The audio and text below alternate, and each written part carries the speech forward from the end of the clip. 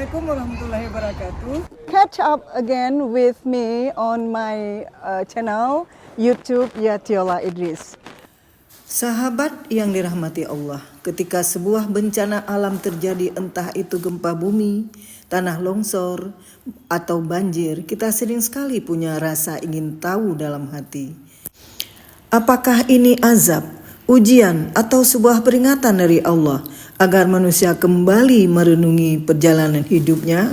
Pertanyaan-pertanyaan ini wajar muncul karena fitrah manusia selalu mencari makna di balik setiap peristiwa besar yang mengguncang.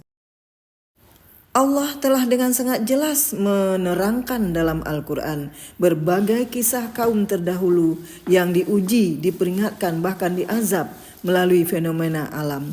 Namun Al-Quran juga menegaskan bahwa tidak setiap musibah adalah hukuman atau tidak setiap peniatan berarti kemurkaan.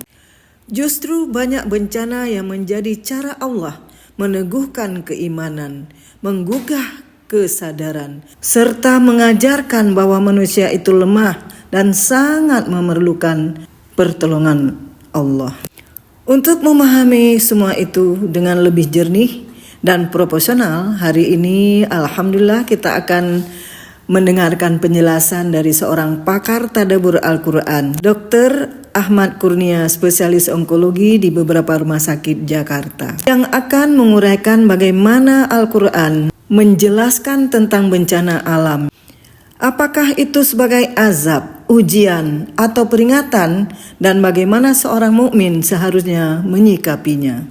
Semoga pembahasan ini membuka mata hati kita agar setiap peristiwa yang Allah takdirkan menjadi pintu menuju kedekatan, bukan sekedar ketakutan, agar semuanya menjadi jelas. Sahabat sekalian, ketika bumi bergetar, ada pesan yang jauh lebih dalam dari sekedar ratakan tanah dan kehancuran harta benda.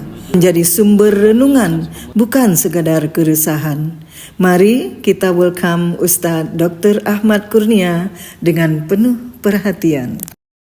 Assalamualaikum warahmatullahi wabarakatuh. Alhamdulillah berjumpa dengan saya lagi. Hari ini kita akan membahas tema mengenai fenomena bencana alam yang sangat mengerikan, sangat dahsyat terjadi di Sumatera, Padang, Medan, Sumut, dan Aceh. Alhamdulillah kita kedatangan Ustadz kita. Beliau adalah seorang dokter spesialis onkologi, tapi beliau hafizullah, membahas tentang tadabbur. Kita ingin melihat bencana ini sebenarnya apa sih yang ingin disampaikan Allah. Nanti Dr. Ahmad Kurnia akan membahasnya berdasarkan apa kata Al-Quran, apa kata Sunnah. Stay tune di channel ini, mari kita dengarkan. Ketika bencana besar terjadi seperti di Padang, Sumatera Utara, dan Aceh, apa sih sebenarnya pesan Allah yang ingin disampaikan kepada umat manusia menurut apa yang telah dijelaskan dalam Al-Quran? Assalamualaikum warahmatullahi wabarakatuh. Terima kasih atas pertanyaan Bu Nurhayati. Sebetulnya seluruh kejadian itu yang ada di alam ini bisa kita lihat dengan sempurna, yaitu di Al-Quran. Khususnya masalah tentang musibah. Sekarang kita cross check aja di Al-Quran. Kenapa musibah itu terjadi? Kalau kita urut, itu udah dibilang di Al-Quran surat 42 ayat 30. Ma'asoba min musibatin fabima kasabat aydikum wa yafu an katsir. Musibah itu terjadi karena ulah kamu sendiri. Nah, sekarang kita lihat. Kalau seandainya sendiri ini kita nggak lanjutkan, kita tidak koreksi, entah itu dikoreksi sama orang sekitarnya atau diri kita sendiri, dia akan menyebar. Itu sudah dijelaskan surat 8 ayat 25.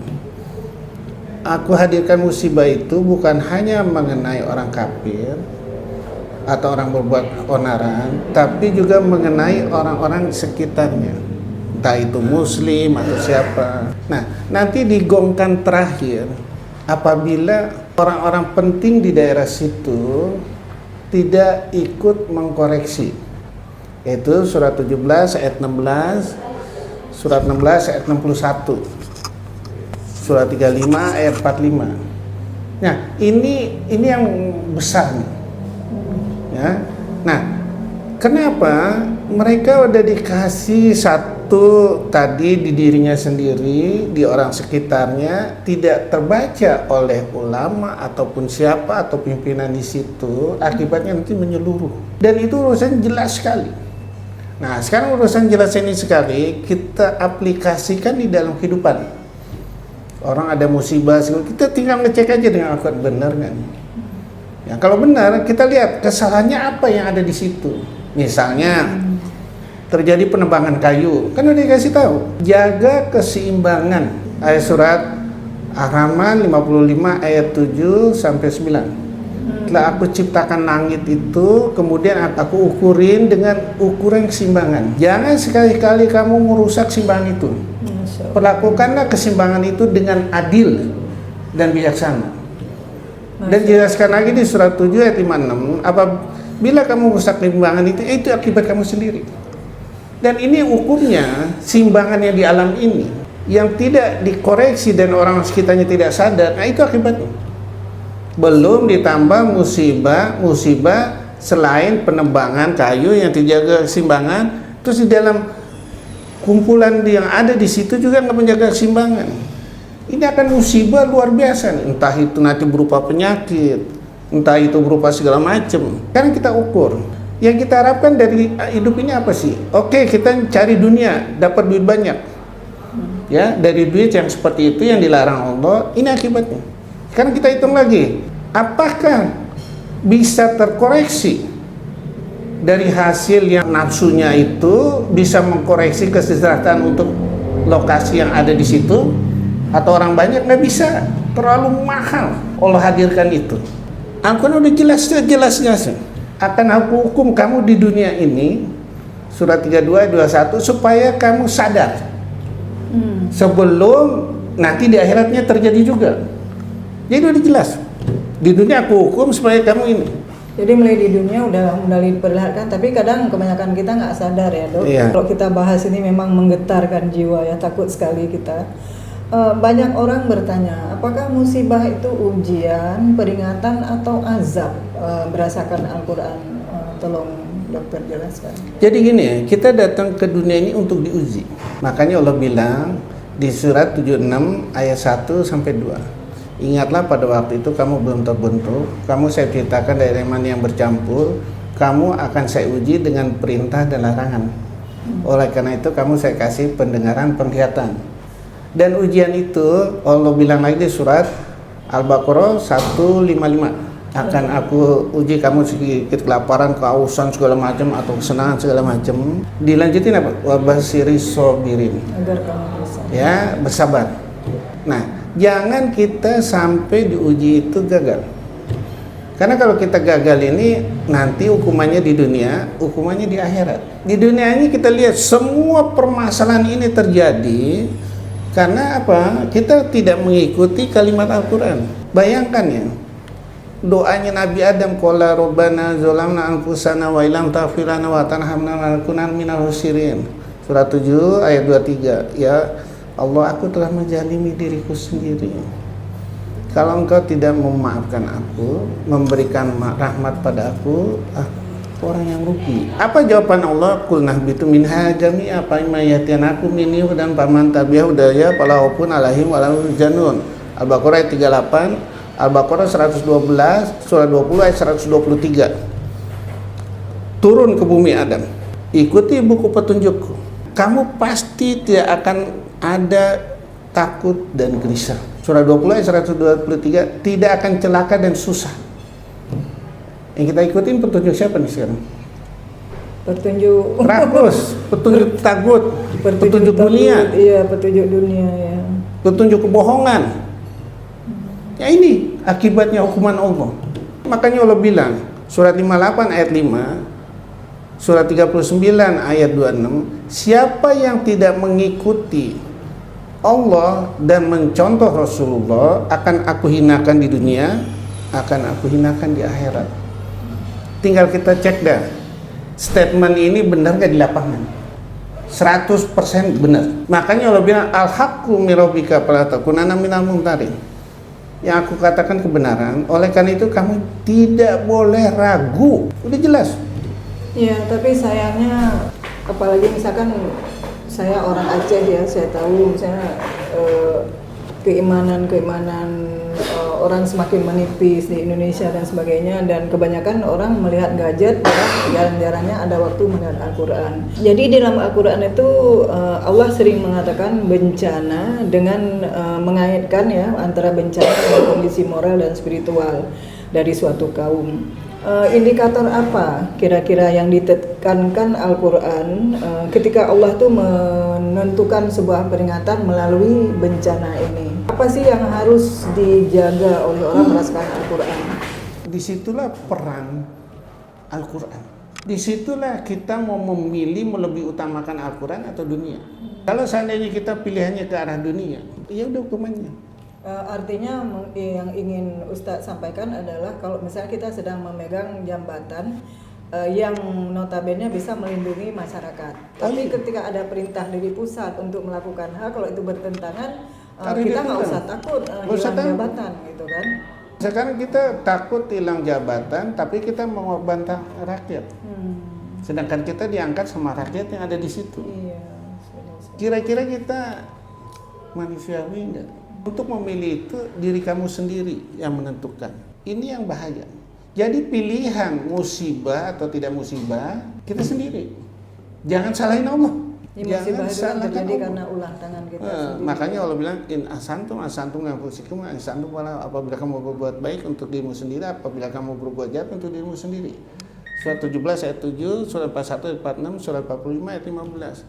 Saya rasa kalimatnya sudah jelas kok. Atau kita mau pura-pura nggak jelas? Jadi dalam misalnya di tengah musibah seperti ini ya, seperti yang Ustadz sudah uraikan tadi, kira-kira apa kegiatan sosial maupun spiritual bagi umat yang harus dilakukan oleh sebuah umat, dalam hal ini misalnya termasuk pemerintahnya, masyarakat sekitarnya, baik yang terdampak maupun yang ada sekitarnya yang tidak terdampak. Jadi apa yang harus kita lakukan dari segi spiritual dan moralnya?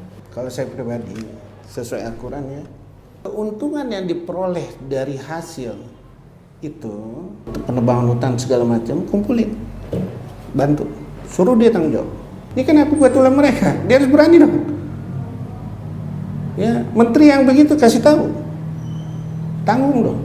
Presidennya tanggung jawab juga. Tapi malah ini sudah berapa hari nggak ada penanganan. Mereka itu banyak yang meninggal karena kelaparan, kedinginan, karena gelap gulita, putus semua hubungan. Pemerintah tidak cepat ini. Dia berani bertanggung jawab di hadapan Allah. Mau memperbaiki diri nggak? Oke, dari segi masyarakatnya, apakah ada misalnya yang harus mereka lakukan sehingga musibah serupa tidak terjadi lagi?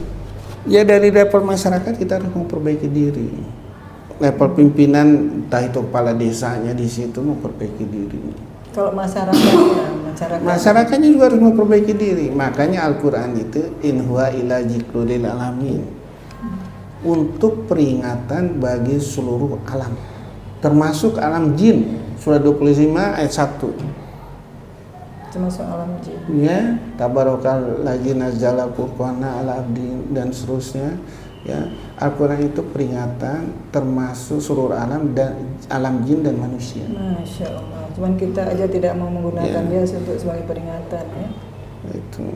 Udah jelas. Mungkin dokter kita akan bahas di saat lain lagi. Buat kali ini kita ini mungkin ada sedikit closing dari Ustadz. Jadi Al-Quran itu adalah kitab yang maha luar biasa. Walaqad ji'nahum bil kitabi fasalnahu ala ilmin huda wa rahmatan liqaumin yu'minun. Al-Quran itu dari ilmunya Allah sebagai pelajaran dan rahmat bagi orang beriman. Kalau kita mau selamat di dunia ini, ilmunya Allah harus dinomorsatukan. Seperti janji kita di waktu sholat, inni wajjahtu inna sholati wa nusuki, surat 6 ayat 79, surat 6 ayat 162. Jalani. Di mana pertanggungjawaban kita sama Allah hanya sekedar mengadakan sholat, tapi hablum minan nasnya tidak dijalankan. Ini sama aja ngeledek Allah. Dan Allah dijelaskan surat 3 ayat 77. Apabila orang yang berjanji di waktu misalnya kita sholat atau jabatan segala macam, diperjualbelikan untuk mendapat harta dunia ini yang murah, Allah tidak akan menengok mereka. Allah tidak akan memelihara mereka. Allah tidak akan mensucikan mereka. Jelas kalimatnya. Kecuali kalau nggak kurang jelas, saya nggak tahu dah. Jadi setelah kita mendengar penjelasan Ustadz kita tentang jawaban sebuah pertanyaan tadi berdasarkan Al-Quran dan hadis, di sini jelas sekali kita lihat bahwa baik pemerintah maupun masyarakat atau pihak-pihak swasta barangkali yang bertanggung jawab tentang sebuah musibah itu, sepertinya mereka sudah mulai menjauhkan diri dari Al-Quran dan tidak mengaplikasikan apa yang telah diperingatkan, yang telah diatur dalam Al-Quran, bagaimana dalam kita membawa diri di dunia ini supaya nanti hidup kita sejahtera di dunia maupun di akhirat, ya Dok. Ya. Terima kasih, sampai ketemu di episode selanjutnya.